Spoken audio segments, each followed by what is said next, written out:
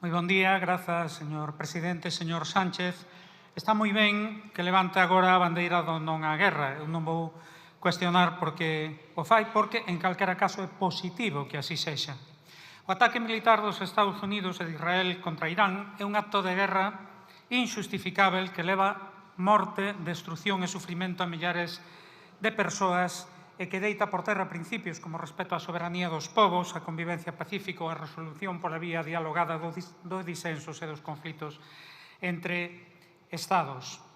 Hoxe, os Estados Unidos son un imperio en decadencia que se resiste a perder a hexemonía económica, política, militar que mantivo de forma clara durante décadas frente á emerxencia dun mundo multipolar.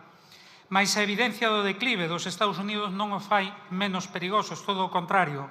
Reaccionan atacando aquí e alá para manteren o seu dominio. Venezuela, Irán, Palestina, o Líbano, Cuba, Colombia, Groenlandia. Infelizmente, asistiremos aínda a novos episodios terríveis do delirio imperialista de Trump e dos criminais sionistas. Por iso, hoxe, defender a vida e a humanidade é situarse con coherencia na trincheira do antiimperialismo e, consecuentemente, no antimilitarismo e na defensa de política de paz, como fai o Bloque Nacionalista Galego.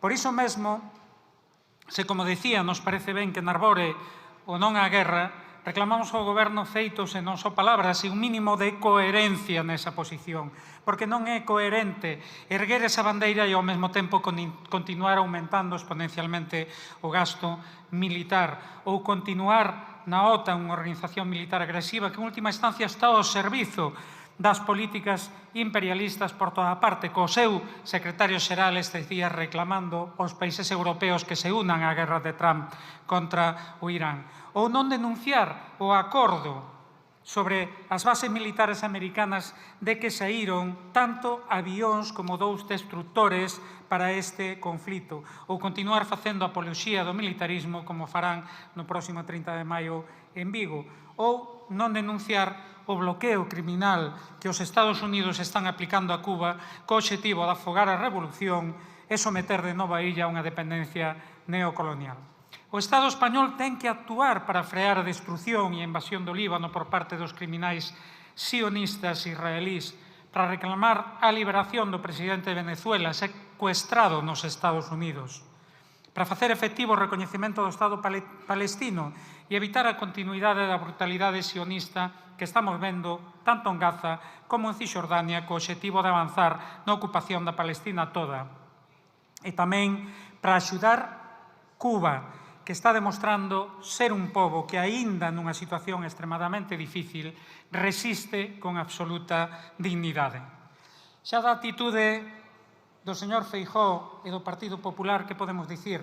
Son, evidentemente, os señores da guerra. Hoxe, señor Feijóo, vostede subiu aquí a decir non á guerra e non a Sánchez, claro, iso non podería faltar. Mas, igual que se fixera con Venezuela, vostede aplaudiu o ataque dos Estados Unidos e de Israel contra o Irán e alentou previamente esa posibilidade. Agora láiase das consecuencias que ten tamén para nós e reclama medidas, mas son, con certeza, lágrimas de crocodilo, porque as medidas que están a defender non son para protexer as clases populares, os traballadores e traballadoras e os povos, non, son para defender as grandes empresas amigas que de novo farán caixa á conta do sufrimento das maiorías sociais. Son vostedes uns hipócritas, é vostede un hipócrita. O BNG, pola contra, defende que a prioridade é protexer as maiorías sociais. Por iso, señor Sánchez, trasladamos unha proposta de 20 medidas urxentes que, infelizmente, non vemos refletidas no Real Decreto que ven mañá con validación e, por iso, reclamamos tamén que sexan adotadas canto antes aquelas que xa se teñen demostrado eficaces, como topar os prezos dos combustíveis, dos produtos e servizos básicos ou das hipotecas e dos alugueiros.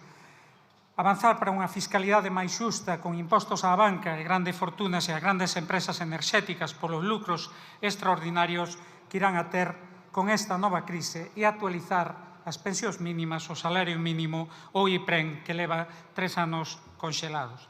Señor Sánchez, pouco ou nada falou vostede de medidas. A nós, o BNG, preocúpanos constatar que, máis unha vez, van ser insuficientes. Por iso pensamos que aínda poden e deben rectificar e actuar. Moito obrigado. Gracias.